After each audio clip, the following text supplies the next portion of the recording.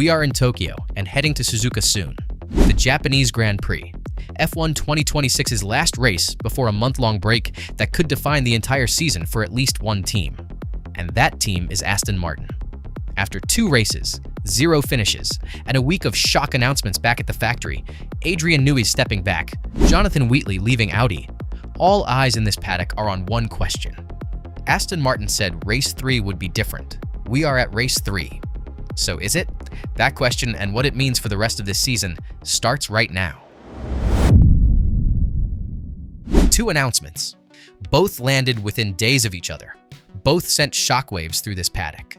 First, Adrian Newey, stepping back from the operational side of Aston Martin and returning to what he does best, pure technical and design leadership. The team principal experiment, brief as it was, is over. The announcement was so significant that team owner Lawrence Stroll felt compelled to issue a personal public statement. This news cannot be underestimated, but the statement fell short of answering the one question everyone in this paddock is asking: who is replacing Adrian Newey? Silence on that. But there was another shock announcement that preceded it. Jonathan Wheatley, departing Audi F1 with immediate effect but no confirmation of where he is heading next. But in this paddock, nobody is pretending they don't know. The logic of Wheatley eventually arriving at Aston Martin is clean. He and Newey built something extraordinary together at Red Bull. Moving back to England with his family, a Silverstone team culture that suits him, the fit makes sense for everyone. But here is the thing. None of that matters this weekend, because while the management story dominates the headlines, the AMR 26 still has to go around this circuit. The Honda power unit still has to run cleanly. Fernando Alonso and Lance Stroll still have to see the checkered flag.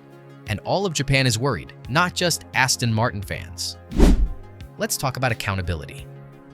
Mike Krack, Aston Martin's chief trackside officer, pointed specifically to the Japanese Grand Prix as a potential game changer, highlighting how the proximity to Honda's home base could be pivotal in addressing the team's power unit issues. And Honda's own trackside general manager Shintaro Orihara was equally optimistic, confirming that both Aston Martin and Honda had worked very hard on countermeasures and found progress, but stopped short of saying the problem was solved. So what does better actually look like for Aston Martin at the 2026 Japanese Grand Prix? 3 things, concrete and measurable. First, both cars finish. That sounds like a low bar. For this team right now, it is not. 2 races, 0 classified finishes. Getting Fernando and Lance Stroll to the checkered flag at Suzuka would already represent meaningful progress. Second, the Honda power unit runs clean. The vibrations were so severe that both drivers were unable to complete a full race distance without risk of permanent nerve damage. Alonso himself said it plainly after China. At one point, from lap 20 to 35, I was struggling a little bit to feel my hands and my feet. That cannot happen again at Suzuka. This is Honda's home race. The pressure on Shintaro Orihara and the Honda engineering team this weekend is unlike anything they have faced so far in 2026. Third, lap time.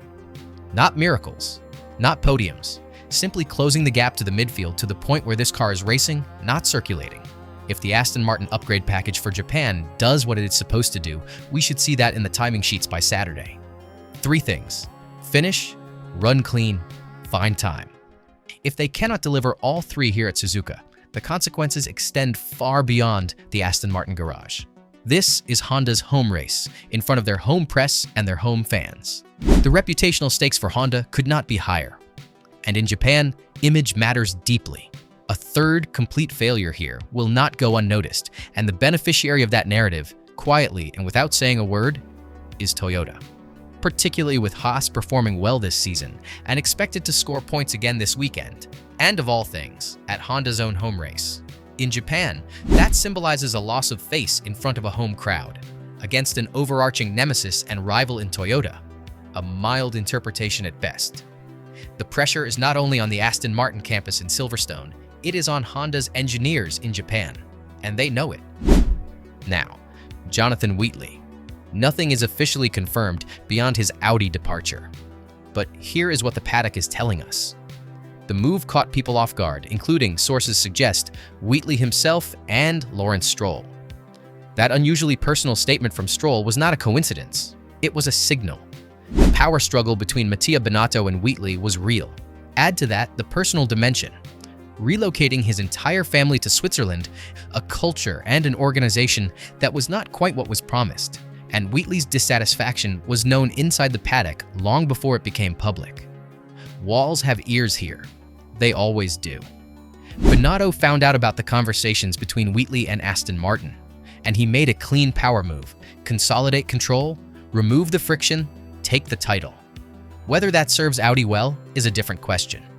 What possessed anyone to implement this dual leadership structure in the first place had F1 insiders quietly shaking their heads from the moment it was announced. It had not worked at Sauber before Audi's arrival. It had not worked within Audi's own corporate structure overseeing the F1 project. Binotto now has full authority. He will have to prove he can use it wisely. As for Wheatley, his situation right now is limbo. Binotto is not going to hand a departing rival a free pass into a direct competitor. Gardening leave is coming, and it will be long. That is the law of this paddock. It is a jungle out there, and everyone knows the rules. Which leaves Aston Martin exactly where they started, without a team principal. Again, Mike Krack is the logical choice as the interim team principal, stepping back into a role he held for years, lost, and is now apparently reclaiming. Temporarily, we need to stress at a time where not many want to take his place. But still, why he is putting himself through it again remains an open question in this paddock. Though as one insider put it, at least the compensation will reflect the circumstances. The pieces are moving, but the picture is still not complete. Looking out of the window of a Tokyo apartment this morning, preparing for the Japanese Grand Prix. Dark gray clouds, rain falling steadily, cold. A scene that, quite honestly, describes the mood and the state of affairs at Aston Martin and Honda perfectly ahead of their most important home race in years. But here is the thing. They need to shake it off. Aston Martin will arrive at Suzuka with upgrades, with intent, and with the eyes of an entire paddock on them. Whether that translates into both cars seeing the checkered flag on Sunday is the only question that matters this weekend. Not the management headlines, not the Wheatley speculation. We will be here for every session. Practice, qualifying, race day. Full paddock access, full coverage, nothing filtered. And I want to hear from you. Do you think Aston Martin can get both cars to the finish here at Suzuka this weekend? And do you think Honda can finally give their home crowd something to be proud of? Drop your thoughts below. I read every single one. As always, we go further than the photograph. See you in the paddock, and thank you for watching.